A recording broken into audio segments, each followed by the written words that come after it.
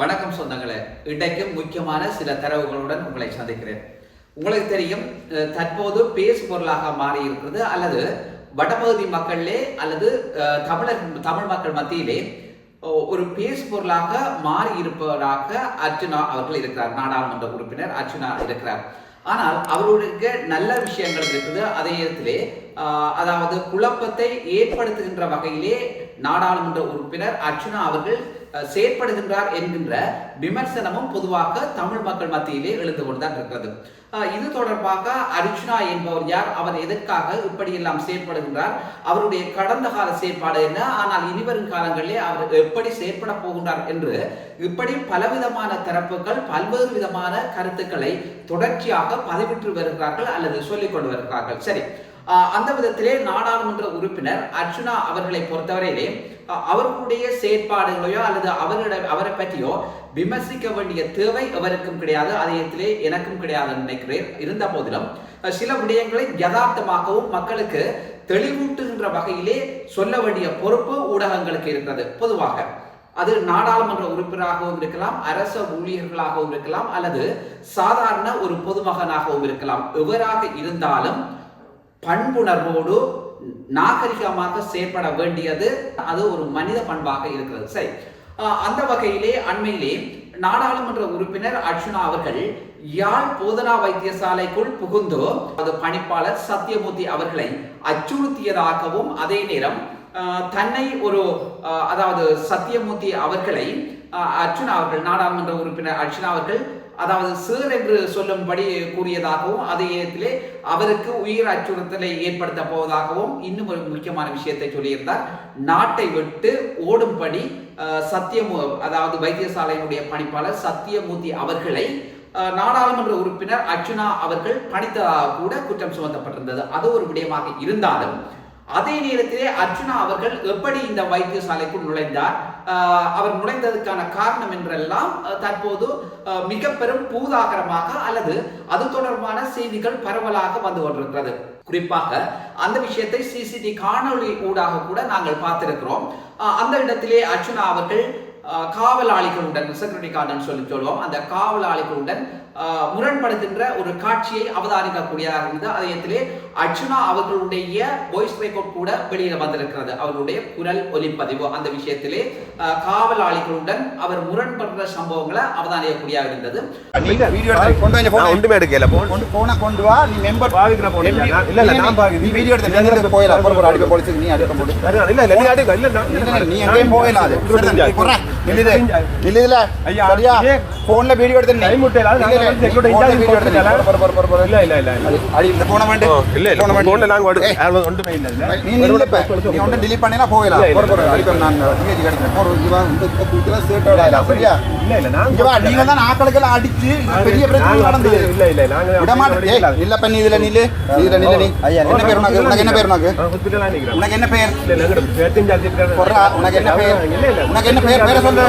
அந்த இடத்துல அர்ச்சுனா அவர்கள் சொல்றார், நான் இந்த வைத்தியசாலைக்குள் போக முடியும், என்னை நீங்கள் எவரும் தடுக்க முடியாது. அதே நேரத்திலே என்னை நீங்கள் புகைப்படம் எடுக்கவோ அதே நேரம் வீடியோ எடுப்பதற்கு கூட முடியாது. நான் யார் என்று தெரியுமா உங்களுக்கு, ராஸ்கல் அப்படி என்ற விதத்திலெல்லாம் அவர் தகாத வார்த்தைகளை அல்லது தகாத சொற்பிரயோகங்களை பயன்படுத்தக்கூடியதை கேட்கக்கூடியதாக அறியக்கூடியதாக இருந்தது. நிச்சயமாக அர்ச்சுனா அவர்கள் ஒரு நாடாளுமன்ற உறுப்பினர், அதை விடுத்து அவர் வைத்தியராக இருந்திருக்கிறார். அதுவும் சாவகச்சேரி வைத்தியசாலையினுடைய பதில் அத்தியட்சராக இருந்திருக்கிறார்.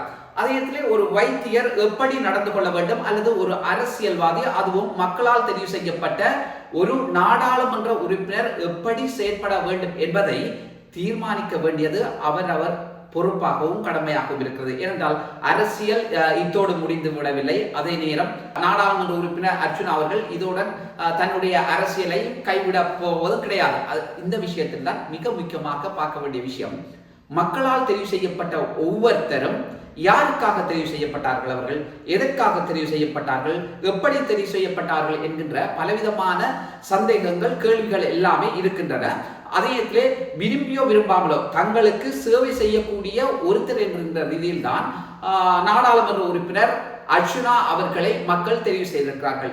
யாழ் போதனா வைத்தியசாலையினுடைய பாதுகாவலர்களுடன் முரண்பட்ட விஷயமானது நிச்சயமாக அவருக்கு எதிராக அல்லது அவர் மீது இன்னும் விமர்சனத்தை அதிகரிக்க செய்திருக்கிறது.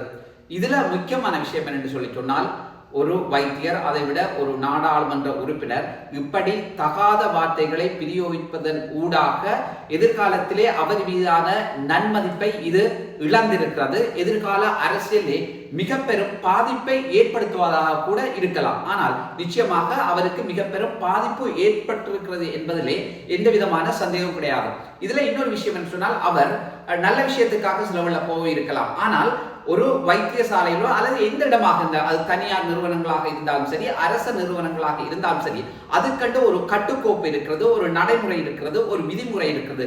இவை எல்லாவற்றையும் கடைபிடித்து போக வேண்டியது அவரவருடைய பொறுப்பாகவும் இருக்குது. அதே நேரத்திலே அவருக்குரிய மரியாதையாகவும் இருக்குது. ஆனால் வைத்தியர் அர்ச்சுனாவை பொறுத்தவரையிலே அவர் இந்த இடத்திலே அத்தனையும் இழந்தவராக நாம் இந்த காணொளியில் அர்ச்சுனா அவர்கள், நாடாளுமன்ற உறுப்பினர் அர்ச்சுனா அவர்கள் செயற்பட்ட விதத்தை நிச்சயமாக நாங்கள் பார்த்திருக்கிறோம். அந்த காணொளியை வைத்து ஒப்பிடுகின்ற பொழுதோ அர்ச்சுனா அவர்கள் இந்த இடத்திலே தவறு இழைத்திருக்கிறார் என்பதுதான் தென்படுகிறது. இதுல ஒரு விஷயத்தை நிச்சயமாக கடைபிடிக்க வேண்டிய பொறுப்பு நாடாளுமன்ற உறுப்பினர் அவர்களுக்கு இருக்கிறது. அதற்காக நான் அவரை இந்த இடத்துல விமர்சிக்க வரவில்லை. ஆனால் பொதுவான விஷயம் என்று வரைக்குள்ள நிச்சயமாக அந்த விஷயத்தை சொல்லித்தான் ஆகணும்.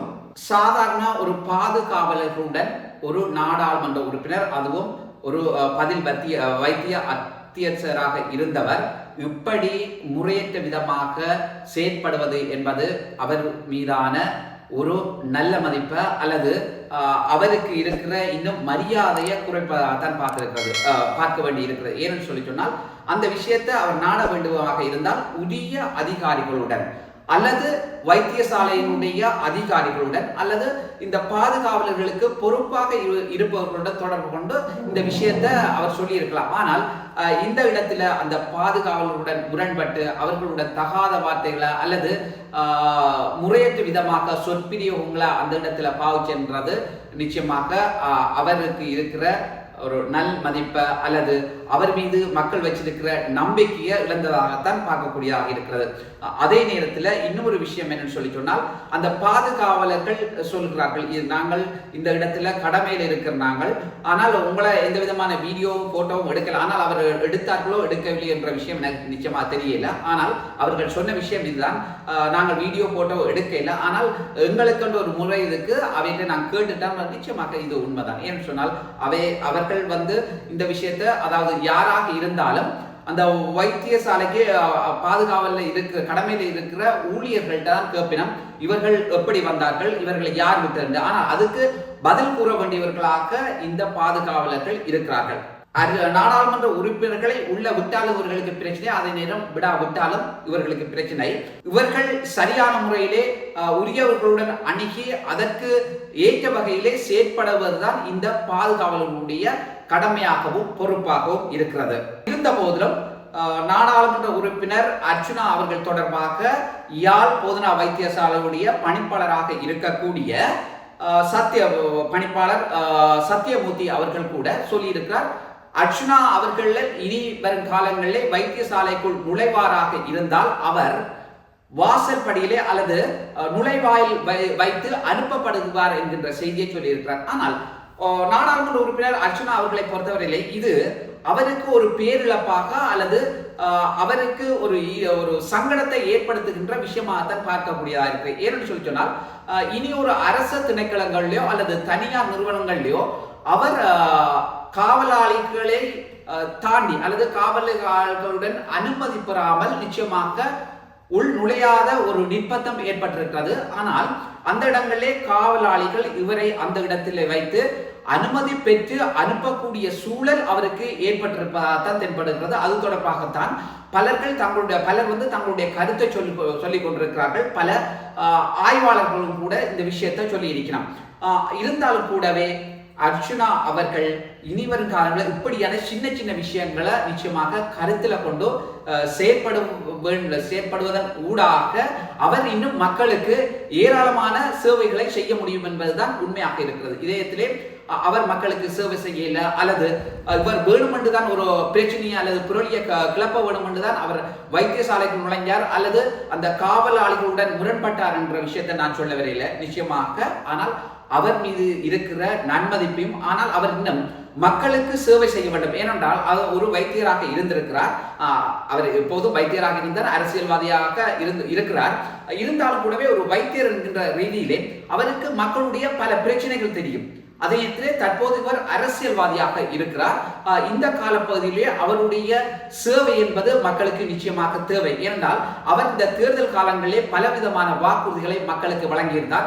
ஏனைய அரசியல்வாதிகள் போலல்லாது நான் உண்மையாகவும் நேர்மையாகவும் தமிழ் தேசியத்துக்காக எங்களுடைய மக்களுடைய பட்ட வலிகளுக்காக அவர்கள் அன்றாடம் அனுபவித்து வருகின்ற துன்ப துயரங்களுக்காக சரியான ஒரு தீர்வை பெற்றுக் கொடுப்பதற்காகத்தான் நான் இந்த அரசியலிலே களமிறக்கப்பட்டுள்ளேன் என்கின்ற விஷயத்தை கூட சொல்லியிருக்கிறார். அதே இடத்திலே JVP அதாவது தேசிய மக்கள் சக்தி தற்போதைய அரசாங்கம் மக்களுக்கு அல்லது தமிழ் மக்களுடைய விடயத்திலே கரிசனை கொள்ளுமாக இருந்தால் அல்லது தமிழ் மக்கள் ஏற்றுக்கொள்ளக்கூடிய பல விஷயங்களே அரசியல் தீர்வு தொடக்கம் பல விஷயங்களிலே தங்களுடைய உண்மை முகத்தை வெளிப்படுத்துமாக இருந்தால் அந்த அரசாங்கத்துக்கு ஆதரவு கொடுப்பதற்கு நான் தயாராக இருக்கிறேன் என்கின்ற விஷயத்தை கூட நாடாளுமன்ற உறுப்பினர் அர்ச்சுனா அவர்கள் சொல்லி இருக்கிறார். இந்த விஷயத்தை அர்ச்சுனா அவர்கள் மட்டும் சொல்லவில்லை, தமிழ் தேசிய கட்சிகளைச் சேர்ந்த நாடாளுமன்ற உறுப்பினர்கள் பலரும் சொல்லியிருக்கிறார்கள்.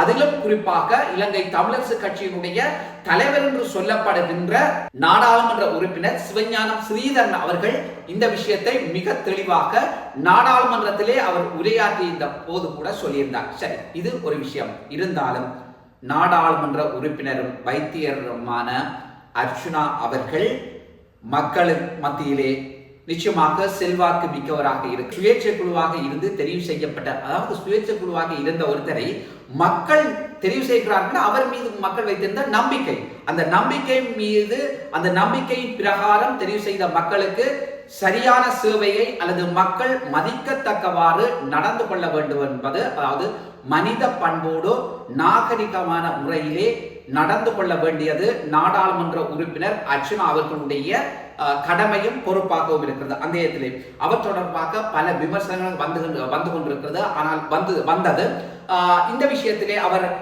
தொலைக்காட்சியிலே அவர் கொடுத்த செவ்விகளிலே அவர் நடந்து கொண்ட விதம் தொடர்பாகவெல்லாம் சில விஷயங்கள் அப்பட்டமாக வெளிவந்தது. அதனை அவர் சில விஷயங்களை ஏற்றுக்கொண்டு இருந்திருக்கிறார். இதிலே மிக இன்னும் ஒரு முக்கியமான விஷயம் என்றால் அவருடைய தந்தையார் அவருக்கு அதாவது விடுமுறை நாட்களிலே பியரை ஊற்றி கொடுக்கின்ற இந்த விஷயத்தையும் கூட சொல்லியிருந்தார். தன்னுடைய தந்தையார் ஒரு போராளி அல்லது ஒரு காவல்துறை அதிகாரி என்றெல்லாம் சொல்லி கொண்டார். நிச்சயமாக இந்த விஷயத்துல மிக முக்கியமாக பார்க்கிற விஷயம் என்னன்னு சொல்லி சொன்னால், ஒரு விடுதலை புலிகள் அமைப்பின் ஒரு அங்கமாக, அதாவது அவர்களுக்கு ஊதியம் கொடுத்து அவர்கள் காவல்துறை என்பது விடுதலை புலிகள் அமைப்பினுடைய ஒரு அங்கம்.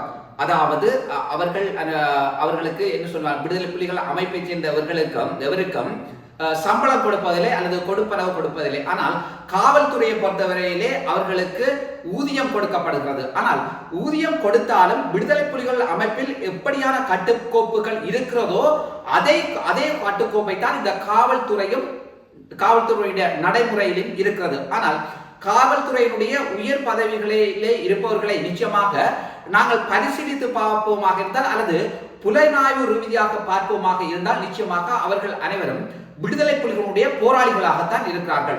ஆனால் அதற்கு இடைப்பட்ட பதவிகளில் இருப்பவர்கள் நிச்சயமாக அதாவது கொடுப்பனவுகளுக்காக செயற்படுகின்ற காவல்துறை ஊழியர்கள் அல்லது காவல்துறை அதிகாரிகளாக இருக்கிறார்கள். இந்த விஷயத்திலே அதாவது பியர் குடிப்பது என்கின்ற விஷயம் அவர் விடுமுறை காலங்களிலே அதாவது விடுதலை புலிகள் அமைப்புக்கு தெரியாமல் குடித்தாரா அல்லது தெரிந்து குடித்தாரா என்கின்ற விஷயம் நிச்சயமாக எழுந்திருக்கிறது. ஆனால் விடுதலை புலிகள் அமைப்பினுடைய கட்டுக்கோப்பை பார்ப்போமா இருந்தால் அந்த அமைப்பை சேர்ந்த எவரும் மதுபோதையோ அல்லது புகைக்க முடியாது என்பதுதான் நிதர்சனமான உண்மையாக இருக்கிறது. சரி, இது அர்ச்சுனா அவர்கள் மீது பல சுமத்திய குற்றமாக இருக்கிறது. அந்த விஷயத்தை தான் நான் இதுல சொல்ல வந்தனே தவிர இது நிச்சயமாக அவரை திட்டமிட்ட வகையில பழிவாங்க வேண்டுமோ அல்லது நாடாளுமன்ற உறுப்பினர் அர்ச்சுனா அவர்களை புகழாரம் சூட்ட வேண்டுமோ என்பதற்கான தொகுப்பதல்ல. இது உண்மையை சொல்லுகின்ற அது எவராக இருந்தாலும் நிச்சயமாக தவறுகளைத்தான் தவறு என்று சொல்ல வேண்டும், நல்லது செய்தால் நல்லது என்று சொல்ல வேண்டியதுதான் அது ஊடக தர்மமாக இருக்கிறது. அந்த வகையிலே நாடாளுமன்ற உறுப்பினர் அர்ச்சுனா அவர்கள் இன்னும் மக்களுக்கு அவருடைய சேவை தேவையாக இருக்கிறது. அவர் இன்னும் பல சேவைகளை செய்து எங்களுடைய இனத்துக்கு தன்னால என்ற பல பங்களிப்புகளை செய்ய வேண்டும் என்பதுதான் மக்களுடைய வேண்டுகோளாக இருக்கிறது. நல்ல சொந்தங்களே, இன்னும் ஒரு தொகுப்பினூடாக உங்கள் அனைவரையும் சந்திக்கின்றேன். நன்றி, வணக்கம்.